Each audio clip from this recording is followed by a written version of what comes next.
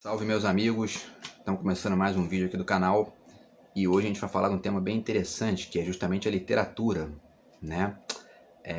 O pessoal que me conhece aí do Facebook já sabe que eu tenho feito um trabalho aqui de resenhas, né?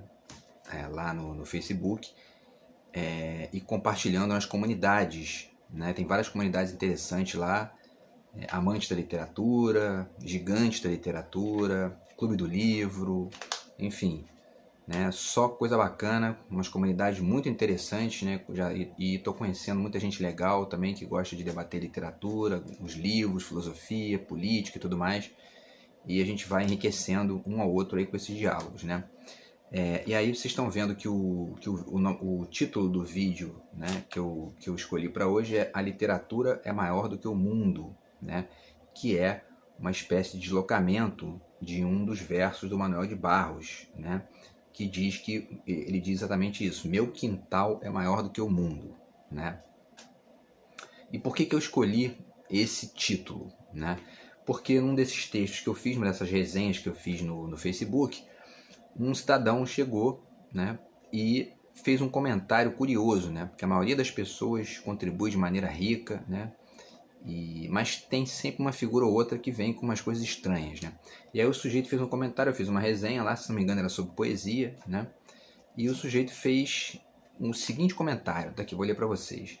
Ele diz, na verdade a mensagem dele tinha dois parágrafos, né? E num deles ele diz o seguinte: muitas palavras vazias e poucas ideias concretas.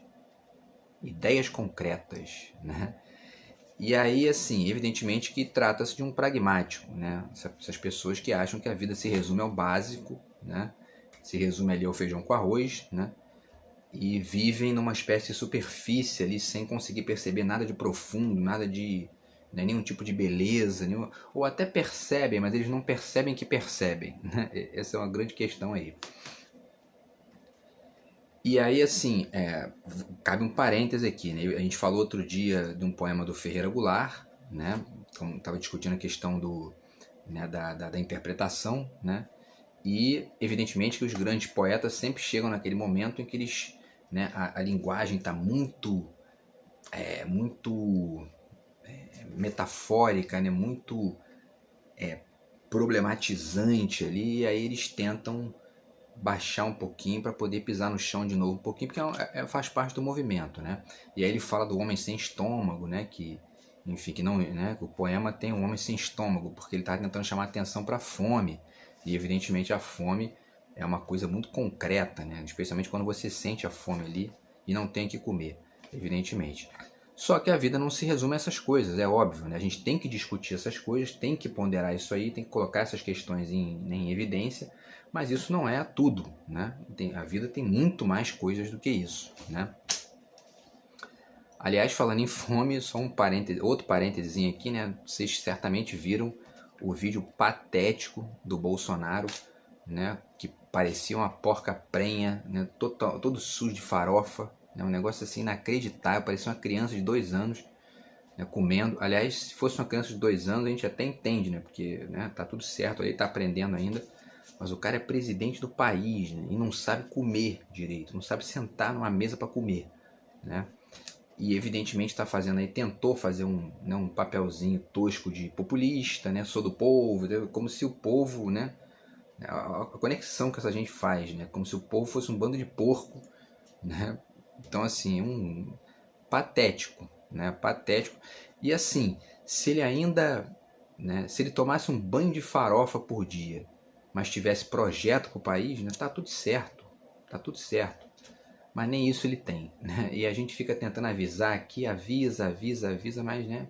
Às vezes as pessoas não se tocam disso, né? E botam um sujeito completamente despreparado, completamente incompetente para governar o país. Enfim, vamos torcer para que no final do ano a gente mude esse cenário aí, né?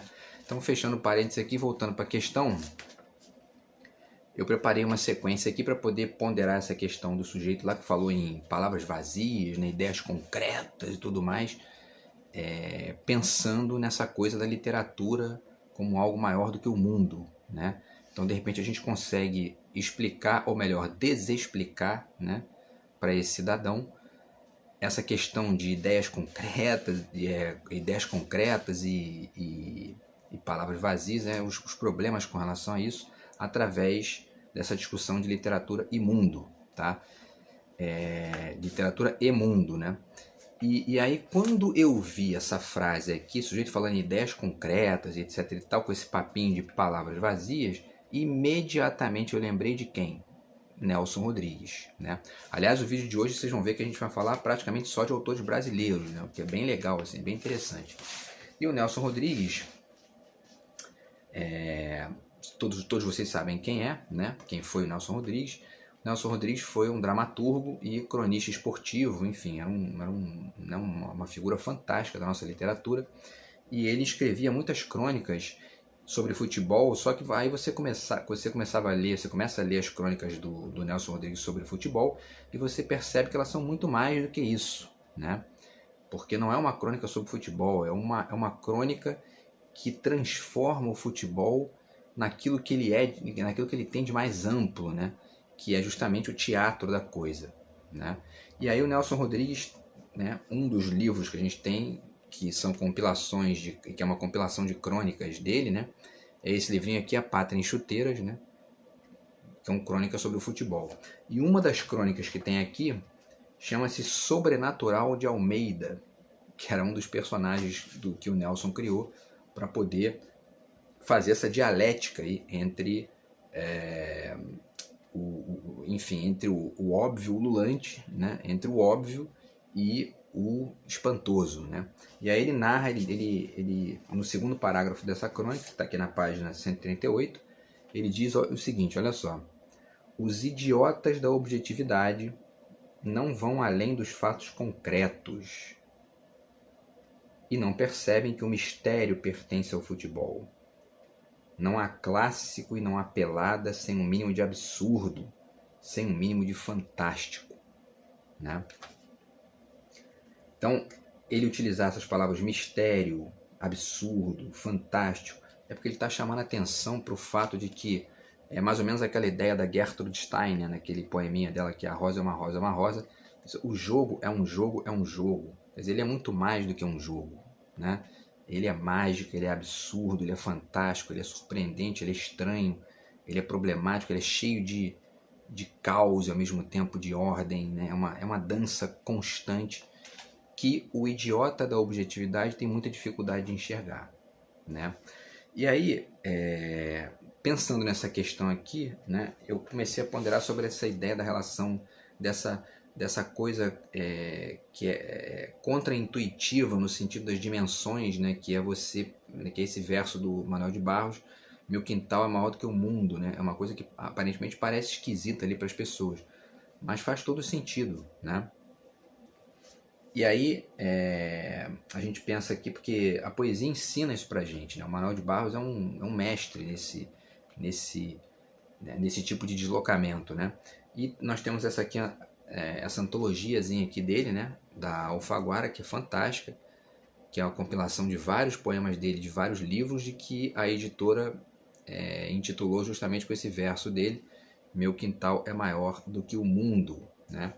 E aí tem 3 questões aqui que eu queria levantar rapidamente com vocês, né? Deixa eu até ver aqui a ordem está certinho. Então, na página 102 desse livro, tem um poema chamado As Lições de R.Q., né? Que é Rômulo Quiroga, um pintor boliviano, que o Manuel de Barros aprendeu algumas coisas interessantes com ele. E aí, num dos versos, ele diz, né? O olho vê, a lembrança revê, e a imaginação transvê. É preciso transver o mundo. E assim, quando você começa a ter essa inteligência poética em relação às coisas, você percebe que isso é claro. Porque quando se diz que você está vendo alguma coisa, o que você vê? Imagens, né? A palavra imagem, ela é parente da palavra mágica. Imagem, mágica, né? Inclusive, a editora que publicava os trabalhos do Freud no Brasil, até hoje publica, se não me engano, é a Imago, né? Que é uma palavra que também é editora Imago, né? Imago, mágica, imagem, né? Quando você começa a transver as coisas, você percebe isso, né? E tem certas coisas que os idiotas da objetividade têm dificuldade de entender. Por exemplo, o Manuel de Barros ensina num dos versos aqui do livro dele que o branco deve muito às garças, né? E é óbvio, é evidente, isso é muito claro, né? O branco deve muito às garças, porque se não fosse as garças, o branco não voaria, por exemplo, né? Então esse tipo de percepção, que é uma percepção muito mais do sobrenatural de Almeida do que do idiota da objetividade, essas pessoas que acreditam que a vida se resume à ideia concreta, né? E que todas as palavras são se você fugiu disso, são palavras vazias, tem dificuldade de entender isso, né? Então falta ler o Manuel de Barros, falta ler o Nelson Rodrigues, né? E aí fecho a participação do Manuel de Barros aqui nesse vídeo com mais um poeminha aqui, que é justamente o poema no qual aparece esse verso: meu quintal é maior do que o mundo, que é um poema chamado O Apanhador de Desperdícios, que está na página 149. É um poeminha que eles tiraram do livro Memórias Inventadas, tá? E aí o Manuel de Barros vai falando sobre o sotaque das águas, por exemplo. O sotaque das águas. Como é que um idiota da objetividade, restrito ao seu mundinho, né, muito limitado, vai conseguir entender o sotaque das águas, né? No máximo ele vai entender a gramática das águas e olhe lá, preso ao substantivo, né? E não vai conseguir fazer poesia com a coisa, né? Como faz, por exemplo, o Bachelard num grande livro dele, que é o A Água e os Sonhos, né? Que é um livro belíssimo, entendeu? Mas que essa galera tem uma dificuldade muito grande de entender a importância desse tipo de coisa, né? E aí o Manuel de Barros continua, né?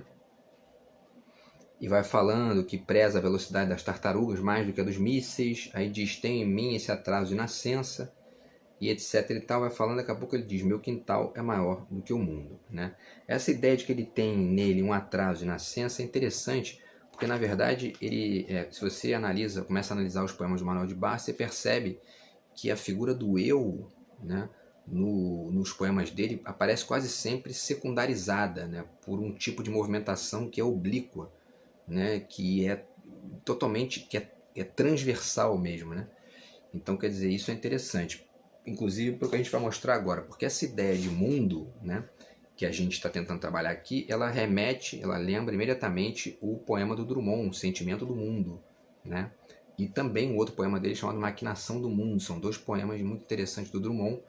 E essa questão do mundo, né, é muito significativa, porque esse sentimento do mundo que o Drummond está ponderando lá é um pouco justamente essa questão, né, que o Manuel de Barros levanta quando ele diz que o quintal dele é maior do que o mundo. E que a gente está tentando levantar aqui com essa ideia de que a literatura é maior do que o mundo, né? É essa lógica né, totalmente contraintuitiva mesmo em relação às dimensões, né? E que inclusive comparece no conto do Borges também, o Aleph, né, que vocês certamente conhecem, que tem a ver com isso também, né, que é uma bolinha de 3 centímetros que contém o universo inteiro, né? Isso parece esquisito para um idiota da objetividade, né? Quando você está com a sua, né, a sua abertura poética para o mundo, você começa a entender melhor essas ponderações dos poetas, né?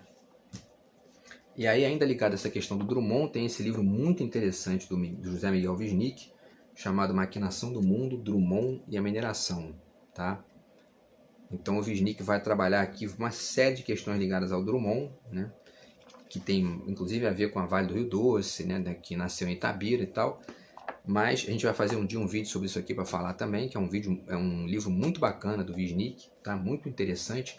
Mas aqui eu queria chamar a atenção para vocês de um trecho que o Wisnik fala sobre a presença da palavra mundo, né, na poesia do Drummond. E ele pondera aqui o seguinte, né, que o Drummond ele cita um poema do Drummond chamado A Palavra Mágica, né, ó, tá vendo? E o Drummond diz, né: certa palavra dorme na sombra de um livro raro. Como desencantá-la? É a senha da vida, a senha do mundo. Vou procurá-la a vida inteira no mundo todo. E aí o Wisnik começa a ponderar isso e diz, né, que esse encontro, isso aqui está na página 175, tá? Esse encontro do mundo com o mundo através de uma palavra mágica que daria acesso a ele não se realiza, no entanto, senão como busca, né? E ele continua falando de outras coisas aqui, mas essa questão é interessante por quê? Porque o Wisnik está apontando que a utilização dessa palavra mundo ali nesse contexto, ela não é para definir e para cercar nenhum tipo de ideia. É o contrário, justamente para poder falar o indizível, para dizer o indizível, porque é isso que a poesia tenta, porque a poesia não está preocupada, a poesia já se livrou há muito tempo da ilusão de acreditar que só existe a tal ideia concreta, né? Que a vida é muito mais do que isso, né? Então e aí essa ideia da busca, né? Quando eu li isso aqui, né? Eu lembrei daquela música do Marcelo D2, né? O Xará, Marcelo D2, que ele fala que da busca pela batida perfeita, né? E aí quando eu escutei isso, eu pensei imediatamente a busca da batida perfeita. A verdadeira batida perfeita é a busca, é o contrário, né? Se você achar que achou a batida perfeita, daqui a pouco ela se desloca para um outro movimento, ou a crescida de algo e tudo mais, e muda, né? E continua. E aí você continua buscando, porque é a busca que é a batida perfeita, né? Enfim, e aí passamos sobre essa questão aqui, né? Inclusive essa questão do mundo, né? Para o Drummond é muito importante, né? Isso é interessante porque tem uma série de análises possíveis a esse respeito, né? Que a gente vai fazer vídeos também sobre isso aqui, porque o Drummond é um autor riquíssimo, né? Da nossa literatura. Deixa eu ver o tempo aqui. E aí eu quero fechar aqui com algumas considerações para vocês também sobre isso, né? Porque essa questão, esse sentimento do mundo, né? Essa ideia de que o quintal é maior do que o mundo, né? Comparece também em outros autores, por exemplo no Raul Bopp, tá? Esse livrinho aqui chamado Vida e Morte da Antropofagia, tá? Inclusive já vale dizer que a partir do vídeo da quinta-feira que vem, a gente vai fazer 2 vídeos sobre os 100 anos da Semana de Arte Moderna, tá? de 1922, né? Né? Estamos completando 100 anos desse evento importantíssimo e é fundamental a gente debater isso aqui no canal, e vamos fazer uns 2 vídeos, ou 2 ou 3 vídeos sobre isso aqui, tá bom? Então o Raul Bopp nesse livro aqui, ele conta um evento, né, que ele foi para a Amazônia, né? Vários autores do modernismo brasileiro foram para o interior do país para poder visitar, né, para poder entrar em contato com um estranhamento ali, conhecer melhor o Brasil profundo, né, que muitas vezes fica, né, escondido de quem está nos centros, né? E aí ele narra essa experiência dele de ter conhecido a Amazônia da seguinte maneira, ele diz, né, ao chegar na Amazônia senti que estava ante um cenário completamente diferente, de uma violência desconcertante. A impressão que me causava o ambiente, na sua estranha brutalidade, escapava das concordâncias, né? Portanto, escapava da idiotia da objetividade, né? Era uma geografia do mal acabado, as florestas não tinham fim, a terra se repetia, carregada de alaridos anônimos, eram vozes indecifradas. E aí ele continua narrando, né? Esse trecho está na página 21, né? E ele vai dizendo, né? Os cenários imensos que se estendiam com a presença do rio por toda parte refletiam-se com estranha fascinação no espírito da gente. A floresta era uma esfinge indecifrada. Agitavam-se enigmas nas vozes anônimas do mato. E continua e tal, falando sobre essa questão, e ele termina dizendo uma coisa muito interessante, que ele diz o seguinte: com a minha vivência na Amazônia, de profundidades incalculáveis, fui pouco a pouco aprendendo a sentir o Brasil, com o seu sentido mágico, desdobrado na sua totalidade, né? Então, enfim, né? É um sentimento é um sentimento de mundo, né? Que ele estava experimentando ali, que é essa coisa da amplitude, né? De ser maior do que o mundo e ao mesmo tempo de sentir a imensidão e de perceber o país a partir de uma conexão com o lugar, né? E aí eu fico perguntando o seguinte aqui, no momento que eu li isso aqui, né, eu me perguntei o seguinte: vocês imaginem se o Renato Russo, por exemplo, pergunta para um idiota da objetividade, que país é esse? Provavelmente o idiota da objetividade diria para ele, esse é um pedaço de terra, né? Se ele faz a mesma pergunta para o Sobrenatural de Almeida, por exemplo, ele certamente ia receber uma resposta muito mais rica, né? E uma das respostas possíveis de um eventual sobrenatural de Almeida, a gente pode pescar desse livro aqui, do Murilo Mendes, né? Chamado História do Brasil, que é fantástico, assim, um livro interessantíssimo, com poemas muito bacanas sobre eventos importantes na história do país, né, do Brasil. O descobrimento, a carta do Pero Vaz de Caminha, o Quilombo dos Palmares, enfim, tudo sendo debatido aqui, tudo sendo refletido a partir da poesia, né? E tem um poema aqui muito interessante, na página 35, que se chama A Estátua do Alferes. E ele termina com os seguintes versos: Sou como o cavalo troiano, aqui dentro cabe o mundo. O avô da farra sou eu. Sou como o cavalo troiano, aqui dentro cabe o mundo. E a literatura é exatamente isso, é um cavalo de Troia, né, um presente de grego enviado para os idiotas da objetividade, que recebem aquilo achando que é um pedaço de madeira, que é um presente, né, muito bacana e tudo mais, né? E na verdade eles de repente dão de cara com o surpreendente e perdem a guerra, evidentemente, né? Porque a arte continua apesar desse tipo de coisa, né?